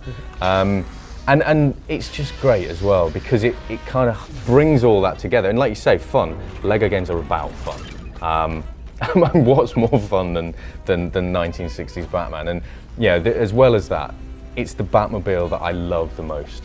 And we've always kind of had that in our minds. Can we get that in the game? Can we get that in the game? It's like, well, yes, we can. Classic, yeah, of course. So yeah, this section is kind of like there's a few sections of this. The first section is about, well, hold on, where is that trusty transport? Where is the Batmobile? And so you have to go around smashing stuff up. There's some comedy lines in there from Adam West saying, oh yeah, well, you know what? They actually hide spare parts in bits and pieces of the Batcave just in case of emergencies. And then you can go ahead and build it. And it looks so good in Lego form. Do you have one on your mantelpiece at home already? I don't, but I do now because I actually got one here at Comic-Con. Oh, so, really? Yeah, one of the little ones. Nice. So yeah, I'm definitely taking that home. And again, this is like this sort of level. We're going to be showing more of this stuff. We've got our own panel. I don't know if you know, but on Sunday at 1 p.m. Adam West and then some of the great voice cast. You know, this voice cast is in the main game. You've got Troy Baker, you've got Travis Willingham, Laura Bailey, D. Bradley Baker, you've got Scott Porter. It's just, the cast is immense. So we've got a load of those guys coming for the panel at 1 o'clock. So, and there'll be more reveals there. But what we're also going to show here, because it's obviously this is just a tiny part of a mega game, is some cool new DC characters. This Lego Batman 3 has the most characters that we've ever done in a Lego Batman game. So there's a little snippet here, but ultimately there's going to be over 150. Well, you guys are no strangers to Lego games packed with giant rosters of characters. So, you know, when we've talked before, these sort of deep cuts of, you know, in the Marvel universe and the Batman universe, they end up surprising even you guys, and you end up learning about some of the stuff that real passionate fans, you know, already know about, yeah? Yeah, absolutely. So, you know, here we've got Blue Beetle, who, I'll be honest, before working on this, I wasn't aware of this character. But we had people contacting Lego Batman Game on social media and just being like, want Blue Beetle. And so obviously we're like, well, okay, let's research this guy. Blue Beetle's got a social media following. He's got he some must juice. have, yeah. But he's such a cool character, you know. And you read into like the history, and there's this kind of like weird scarab beetle thing that attaches to his spine, and like whenever he's in danger, forms this arm around him and can form like weapons, and it's just like, well, he's actually really cool. You know, let's get him in the game. So, you know, obviously we put Blue Beetle in the game, and like the cast we have at the minute is, you know, that we've revealed is we've just revealed just a little snippet of what we've got so far. But as well as Blue Beetle, we've also got characters in there. I think, so we've got Miss Martian, who we haven't had in a video game before. And again, you read into the history of this character, and it's great. You know, the character was created by Jeff Johns, and there's like a whole backstory as to why the character was created. And so for me as a designer, it's really exciting and interesting learning a little bit more about what these characters do and who they are, and as well, just how passionate some people are about characters that you wouldn't really believe. You know, deep in this roster. So if we bring up the roster and we see we've got in there, we've got Bat Cow. Now, Bat Cow was rescued rescued from a slaughterhouse. It's like, I don't think, you know, I don't know, I was just taken aback. This is one of the guys in the office that just go, you've got to get Bat Cow in there. Bat Cow in there, man. How I thought they were winding me up. Okay, so, but no, right? Showed me a comic, a genuine DC comic with Bat Cow, and I was like, okay, you know, we'll run with that. And yeah. Is that cow doing jump kicks? Yeah, some kind of weird lunge attack. Which, you know what, we'll roll with it. Yeah. It's cool. But yeah, you know. Hand that assignment down to your animators. Yeah, we need you to animate a cow to do some Batman type attacks. Yeah. Let's go ahead. All the way down. I was the first to think that I was being wound up. I then talked to the other guys. They think there's just a wind an elaborate prank you're pulling on all the staff. Yeah, absolutely. But then, you know, Batcow's not the only animal. Within the roster, we've also got Crypto. You know, Superman's best friend rather than man's best friend. And again, Crypto can do the abilities that you'd imagine, you know, laser eyes and flying, and it's just such a cool thing to be able to put in, you know, as well as your Jokers and your Lexes and your Batmans and Robins and, you know, Green Lanterns and all the characters that, you know, they really get all the limelight. To be able to dig deep and sort of go throughout the entire universe of DC. And talking of which, and then play as an animated Lego dog. Yeah, I mean, there's also the base level of that thing looks adorable and it's like bounding along. And obviously these characters as well, they take part in loads of quests around the open world, so that's really exciting and fun. But yeah, we've also got Lego big figures in the game again. So in here we've got one of the lanterns. We've got Arquilo, who is just immense. Yeah, that's a big dude. And yeah, doing a big elbow drop. Yeah, exactly. You don't really want to be getting in this guy's way, but he flies. You know, and it's you light read, as a feather. You read through the sort of like the stats and the information about these characters, and we have to then recreate them as best we can, because, you know, every character, what we pride ourselves on trying to faithfully recreate and visit them and make sure that they're the best they can be. And as a part of that, sort of the research you guys do, you also, if I'm not mistaken, bring some of that, you know, like people can read about that in game. They can learn about these characters in the game as well, so that when they select Bat Cow and they think, all right, Telltale or TT Games is pranking me, there's a Bat Cow, they can read up on it and sort of get some of that knowledge. Yeah, because, you know, throughout the game with some of these characters, there are known and loved characters, but, you know, when you dial down to like the younger audience, they're going to know Superman. You know, they're going to know Batman. They're going to know Flash. They're going to know Cyborg, because they'll have seen him in maybe Teen Titans or something like that. But then some of the other characters, they won't know. So it's almost like a duty that we've got to introduce these characters to a whole new audience. You know, the great thing about superheroes is that they transcend generations. And you know, we're really hoping that with Lego Batman 3, it's kind of the ultimate superhero movie for the whole family this year. It's something that hopefully everyone can enjoy together. And what's greater than, like, you know, as a dad, being able to pass on your knowledge to, you know, your son, your daughter, and just keep that going. You know, Solomon Grundy, you know, you look through all these characters. There's Hawkman, there's, you know, Mixiez Picklick, great character. You know, he can defeat Superman what's cooler than that? Even though he looks like some kind of weird little... He's a little goofball. Yeah, Look absolutely. At him, lounging. But again, a great character. And characters like Mixie and Batmite, again, people just love these characters. You know, there's a lot of love for the wider DC universe.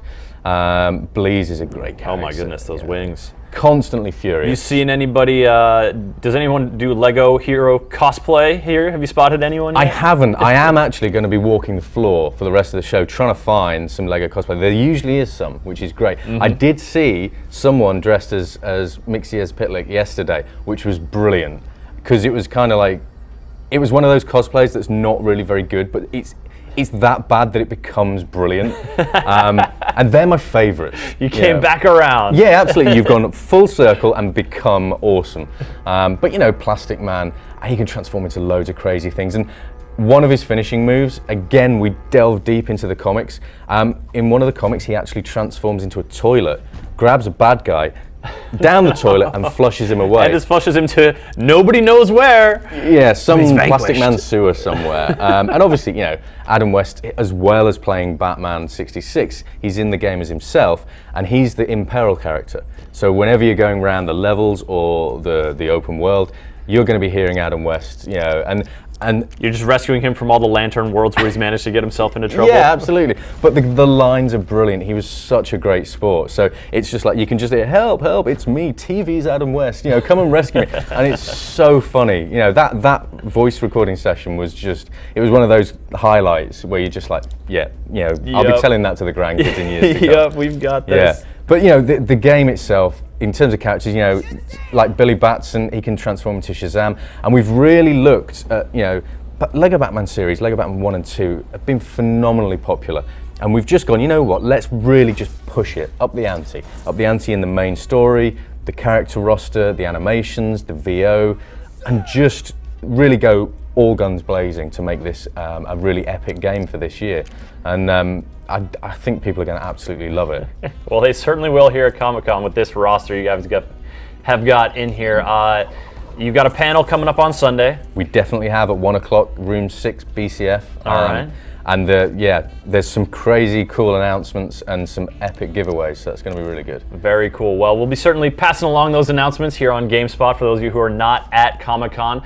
And Arthur, I think that this has been, it's always fun to chat with you about these games, because you're not a Blue Beetle. You don't know who Blue Beetle is. I didn't know who Blue Beetle was. I do now. But yeah, you do now. And there's this joy in discovering these characters that you're talking about. And it's just so fun the way that you guys continue to sort of mine these fertile grounds for delightful experiences like this.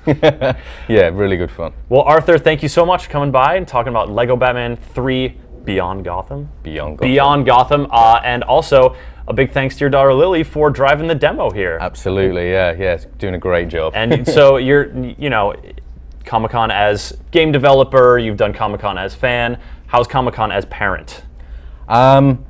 Marginally scary. Oh yeah, yeah. It's just like, where are you? All the time. Yep. But as well as that, lose someone in the crowd. It's the joy of just seeing her eyes, just like wow, everywhere. Everything's just like boom, boom, boom, and it makes Comic-Con that exciting, awesome experience all over again, because I'm seeing it almost through her eyes. So yeah, it really doubles the enjoyment factor. Well, big thanks to the Parsons for coming by. Much appreciated. Cheers, good luck Chris. at the panel and enjoy the rest of the show. That's Lego Batman 3 Beyond Gotham. Actually, did we say when this game is coming out? The game's coming out fall. In the fall. Yeah, so you can pre-order it now. Loads of awesome pre-order incentives out there. And yeah, it's PS4, PS3, Xbox 360, Xbox One, PC, Mac, 3DS, Vita, Wii U. You got a console you can play. That's pretty much the comprehensive lineup right there. The ultimate superhero game. Yeah, it's going to be epic. All right, thanks again, Arthur. Lego Batman 3, ladies and gentlemen.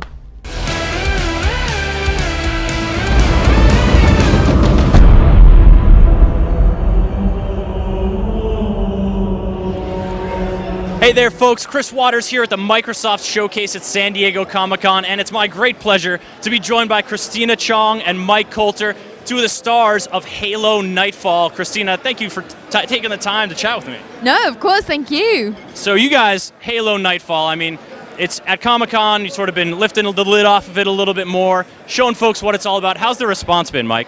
It's been great. Everybody's been really enthusiastic about the trailer. they like what they see, and I can understand why, because I think we're taking it to another level. We're trying to raise the bar again for the fans and really get them invested in this. So when they play the game, they're going to be so much more invested, and that's what we really want. I mean, I'm an actor, but I'm also interested in playing the game now that I've seen the trailer. I want to play myself. I want to play and see where this whole thing goes. It's awesome. Very cool. The game, of course, Halo 5 Guardians, and the events of Halo Nightfall are going to be leading into that. So to give us a taste of sort of the setting in Halo Nightfall, Christina, why don't you tell us a little bit about your character? I play Mesa, who's a Cedron soldier, and she's kind of very brave, courageous, and very loyal soldier. And she's kind of at that point where she's aware that there's a lot more out there for her in general, and she comes across the Oni guys and sees it as an opportunity to kind of take a step up and prove that she too, with the necessary training, could become an elite soldier. Look into the Oni guys, of course, that elite cadre we've seen in the Halo universe thus far. Mike, tell us about your character. Well, Commander Locke is a new character that's been introduced into the Halo universe. He's a leader of men, and he's a guy that has a lot of positive things that are going for him, but he's still in a stage of progression. The story is an origin story, and this character is being introduced because he does later on become a Spartan. Right now, what's so appealing about this character is that we get to see him before he's a Spartan, when he's a soldier, but he's not fully formed. So he's in the mix. He's backs against the wall. He's going through it. He's got some things going on. He's trying to protect the people that he came with. He's trying to be responsible for those people, and at the same time, he's trying to figure out what is the next move. Because when you watch the film, you're going to see that there's a lot of things that we're going to deal with that we had no idea, and we're in over our heads. So that's the thing about it. You want to see people in a vulnerable situation, and I guess ultimately that's what makes it appealing. The drama of it all. We're going to be on a planet that we've never seen before, and I hope the fans like what we're going to go through, because it was really tough to film it, and I think it's going to be a big payoff. Really tough to film it, Christina. You're echoing that sentiment? Yeah, we were in Iceland for half of the shoot, and considering that we were supposed to be acting as if we were on the planet which was 50 degrees Celsius, which is 100 Fahrenheit, something like that. Thereabouts. And we were actually feeling probably -4 degrees C, which is Fahrenheit. Almost freezing. Yeah. Like, we had to put layers on. We had like 2 or 3 layers underneath our clothes. But as you see, I have a vest top for a lot of it, so it was challenging. Yeah, a little bit challenging. Yeah, so basically we're on a planet that's supposed to be very, very, very hot, but instead, in reality, it's very, very, very cold. That's where our keen acting ability comes in, because you will not notice that we're freezing. We are very good. Sweat, obviously, we have fake sweat to kind of make it look like, and that's water. Add a little water when you're at your coldest. It's great.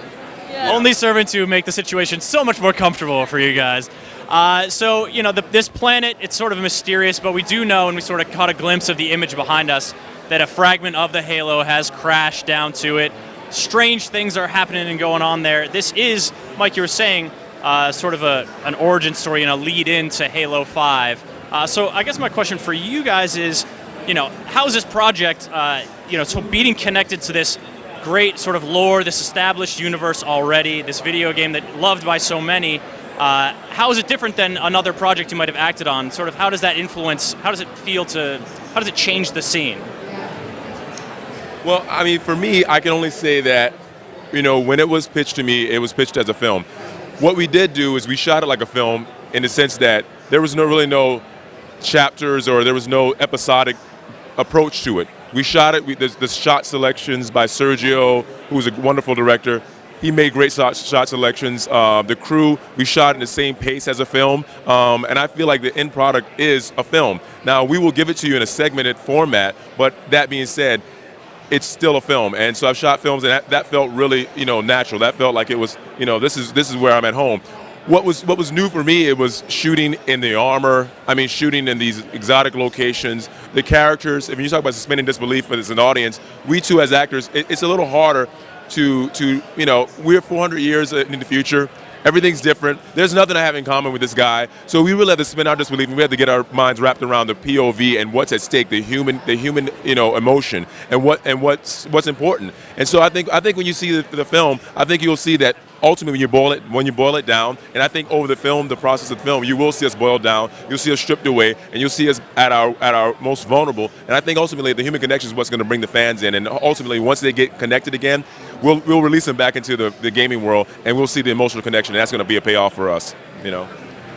Yeah, completely agree with Mike. Yeah. Very cool. So that's one of the things that I think Halo 4 did very well, was sort of created that emotional connection. In the past, you're this tall super soldier, and that's fun to play in a video game, but it's a little alienating, know. So I think 343 Industries and the creative teams behind this have done a great job so far, and certainly optimistic for Nightfall. Christina, can you give us a glimpse at something that you think folks are going to really enjoy about the show or about your character in particular? Like Mike touched on, I think for me, as I'm not a gamer, I'm coming into this as someone who didn't even know what Halo was when I auditioned for it.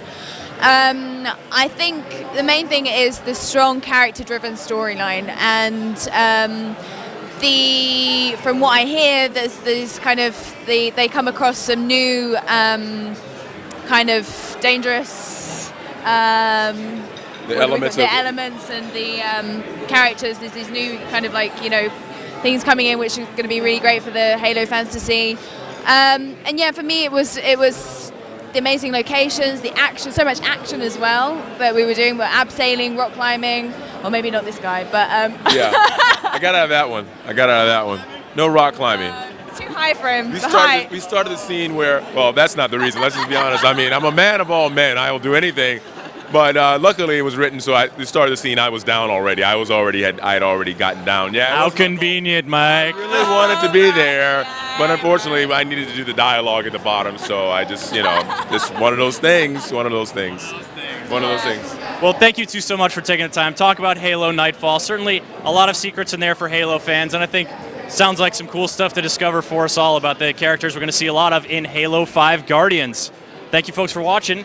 Stay tuned to GameSpot for more from Comic-Con. All right, folks, we are back live at San Diego Comic-Con here on GameSpot stage. Joining me here, we've got Eric Tay and animated, what is that called? A Whimsyshire Goblin? Yeah. What did you do to it? With Mary Kish. I put him in his little bag. Ah, the satchel. It can go in the bag. I didn't know that. Oh my goodness! It's What like did you guys what are those think it things? was for? What were those other things called? know, Like it there were carries toys you stuff. could stuff them in there. That stuff it. Anyway, man. popples. Yeah. I remember the ones that birthed. They were like pregnant dogs, and then you pulled the puppies out of it. It was a toy. Weird. That was how they taught you how the world worked in Ohio. Don't break it before we give it away. What? All right, so Testing it. we are we're a solid way into our live show here at Comic-Con, and we're giving away a bunch of prizes, including that Whimsyshire Goblin to folks who are in the GameSpot chat, including Danny Dopamine08, who won a Halo movie poster. They do exist. So this actually, Michael Coulter was talking about Nightfall being filmed as a movie, but it's actually going to be delivered in episodes when the Master Chief Collection comes out, as you probably heard from the interview with Kiki earlier on. So we're giving away a bunch of this stuff. Quick reminder, the Mega Man helmet, this thing, which I have unplugged and so it doesn't light up currently, but we're giving this away next week as part of a longer giveaway. And so what you're going to want to do for that is start working on Photoshop and Photoshop us a cat as Mega Man. Get that ready and keep an eye on GameSpot Twitter for the call out for that. We're also giving away a big Nathan Drake statue from Sideshow Collectibles. You guys saw the booth tour. It looks fantastic. All their stuff is really cool. They're coming by tomorrow. So what you're going to want to do is keep an eye on GameSpot Twitter for the tweet that goes out at 10 a.m. Pacific tomorrow. Just share that and you'll be entered to win. What is going on over here? Yes, Nathan Drake, you look quite handsome. Quite handsome. This Mary. It's my toy. I'll do with it what I want. So, the fully articulated tail of the whatever kind of dragon beast that is, we're also giving those away. Just get in the GameSpot chat and ask us for what you want, and you'll be entered to win. Mary, what have you been doing at Comic-Con? We saw you jump off a cliff. Stop this. Behave yourselves. Okay. Honestly. I spend You too. the majority of my time behind this backdrop editing videos for on the front line. So chopping those all up. that's right. So chances are, if you've been seeing some hot cosplay, I've been editing it behind the scenes. Been working with Anna on that, and You also jumped off and did that leap of faith thing, right? yeah, we got to go to the Assassin's Creed booth. It was like an obstacle course, and it was really cool. And then after that, I got to do the giant jump, and we jumped. I think it's 2 stories. It's not. Did you have any trepidation going off? Did you have a little flutter of nervousness? I know, a little bit. It little is maybe like just a smidge right before you take the jump, and then you just do it, right? Do it. You just jump. I don't know. If I could do it again, I probably would have made more of an effort. To like ham it up a little bit. Yeah. Assassin it up, I guess. I never get to assassinate anything up. I know. That is You know, just that's a modern assassined me. condition, really, isn't it? Oh yeah. Video games. All right, so we've got a winner of one of these T-shirts. Did we get a winner of the T-shirt? Someone was asking for a T-shirt. Ask again in the chat, because we're giving away some Witcher books. We're giving away some of these Zeratol, StarCraft, invisible thingies, and a bunch of stress cubes. We've got winners: Hitblit, Marlob, BCI, Rusher 25, L, and more. We're going to be giving all this stuff away. Kerrigan's are already Yeah, those accounted are for. gone. Oh, these are gone. But stay tuned, because we'll be giving that stuff away. And coming up next, we've got another game demo of a game that made a splash during the E3 press conference from Microsoft. It really, Mary's trying to juggle now, so maybe we should watch this. Yep. Oh, I got nope. it. I got Okay. it. I got it. Nope, I got you it. got it. Here it is.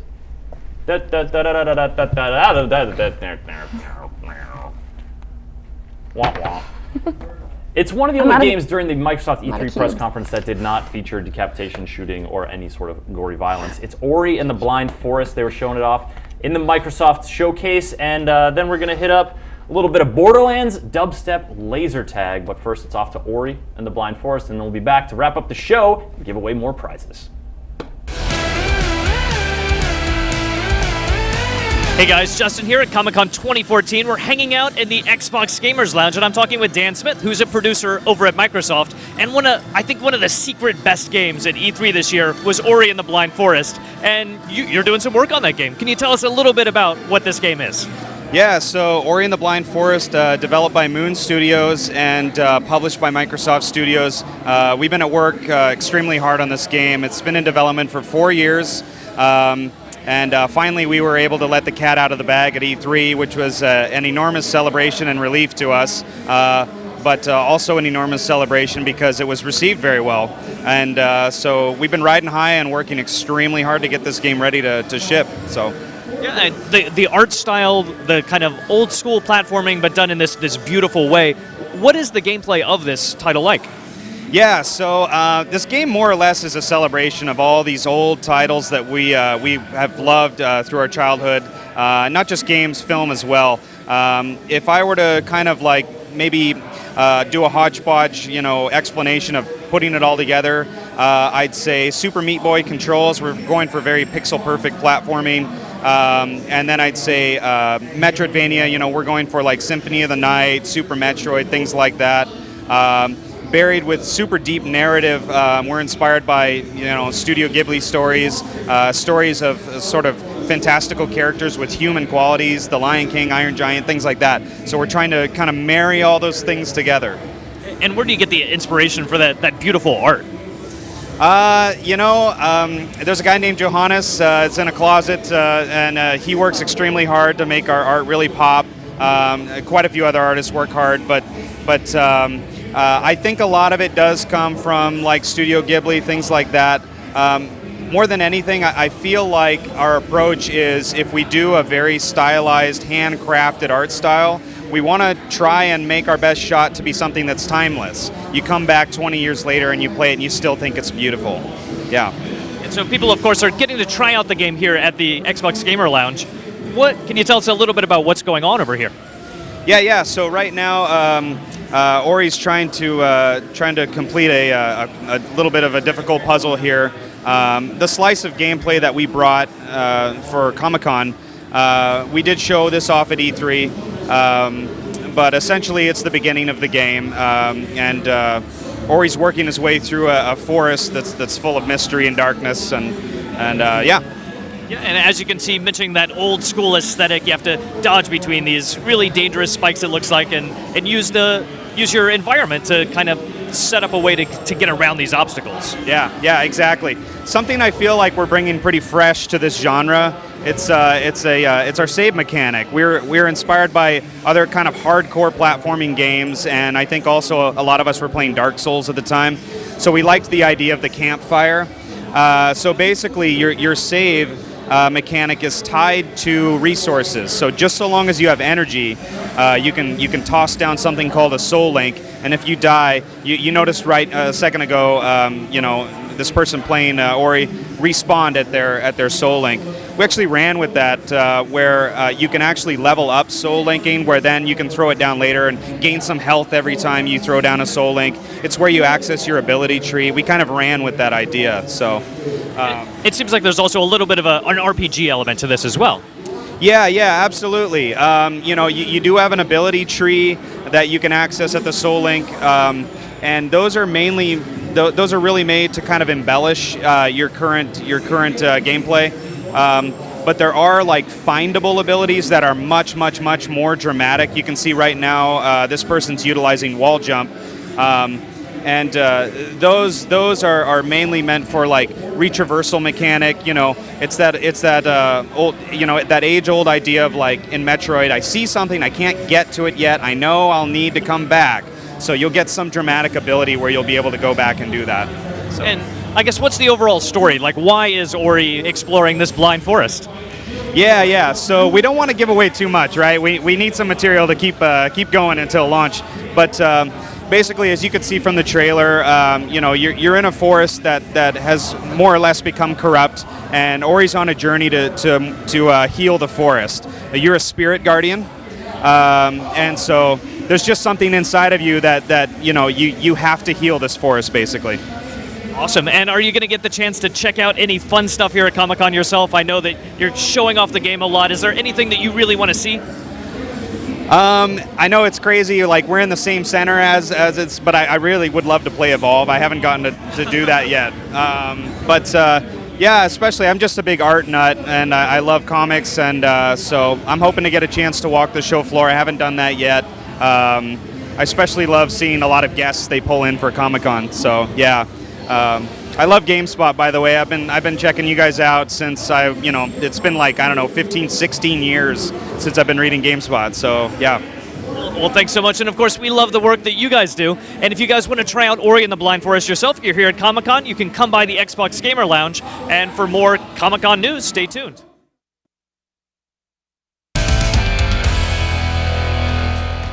Hi there, I'm Anna Prosser-Robinson for GameSpot here on the front line at San Diego Comic-Con 2014. Right now, I am standing on a rooftop at Nerdist HQ, and we're going to play some laser tag, but we're going to do it Borderlands style. So let's check in with some of the people that are going to be playing with us, and you can check out some of my awesome laser tag skills, if you can call them that.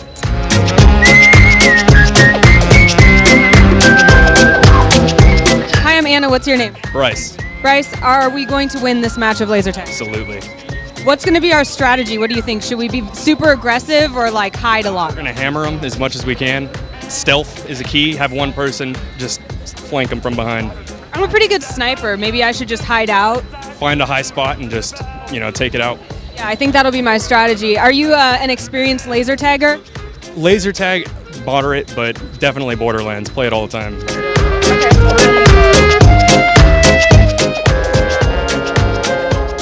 I'm Anna. What's your name? Cajun.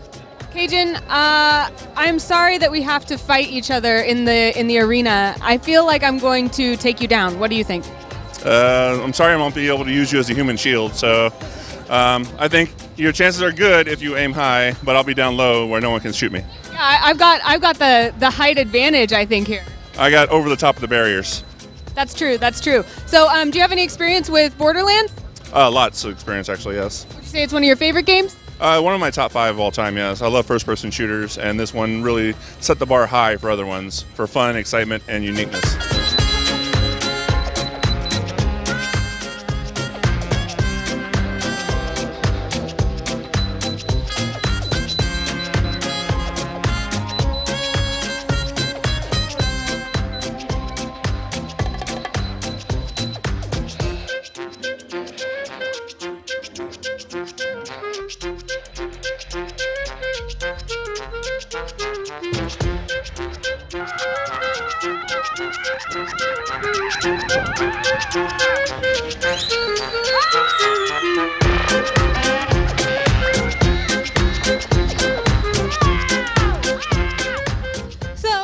in all, regardless of whether I got the most kills, which I probably did, who knows. But I at least feel like I played a good support role for my team, led a kamikaze mission across the battlefield. Feeling pretty good about my performance here in the Borderlands. Let me know what you think. If you think you could have gotten more kills than me, if you want to challenge me to some laser tag sometime, I'm totally up for it. Tweet at me on my fancy new Samsung Galaxy S5 and let me know what you think. Oh, the thing that I don't know if we came across in that video was that laser tag is like dubstep is thumping through it the entire time. Kind of like the thumping that's going on set right here with Mary Kish and Eric Tay. You two, I swear to God, Thanks for can't having me. not sit together like this. This is like the siblings in the backseat of the car situation. Are we is what there we have yet? going on. Dad? It's fantastic. Gosh, I love I'm having a good- hosting video shows I have to go with to my the coworkers bathroom. live. It's fantastic. I do like giving stuff away, though, to you guys, because we have so much cool stuff, and we got folks who are winners. I'm going to check the winner list here on my tablet thingy. Okay, stress cubes. A lot of enthusiasm for the stress cube. So Spire88, you get a stress cube. Goobshoe Riot, you get a stress cube. Hiplik, you get a stress cube. And then, who else we got here? Oh yeah, Therapy Hiccup. You requested a high five, so let's just pretend this is your hand.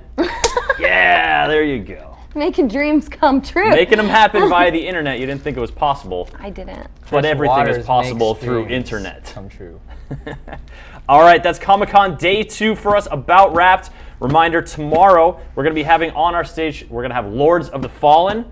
We're going to have Project Cars. And if you have questions about either of those, go ahead and tweet them at me right now or sometime before 12 hours from now, which is about when we'll be taping them. As you notice, we pre-tape the demos and then we do them in the live show extravaganza. We'll be back 4 to 6 p.m. tomorrow. We'll also be talking with Sideshow Collectibles, here to show off that Nathan Drake statue you've got to look at. So come on back then and check in on the GameSpot Twitter at 10 a.m. tomorrow, because that's when the tweet you're going to need to retweet to win is going to go up. Oh my God, they're dancing. It's Comic-Con, baby. You gotta have a good time. Thank you so much for joining us and watching the show. We'll see you from 4 to 6 tomorrow as Day 3 of GameSpot's San Diego Comic-Con coverage kicks off. I'm Chris Waters, it's Eric Tay and Mary Kish, two wonderful children that I have the pleasure to work with. Thank you again for watching. I'll see you later. Goodbye.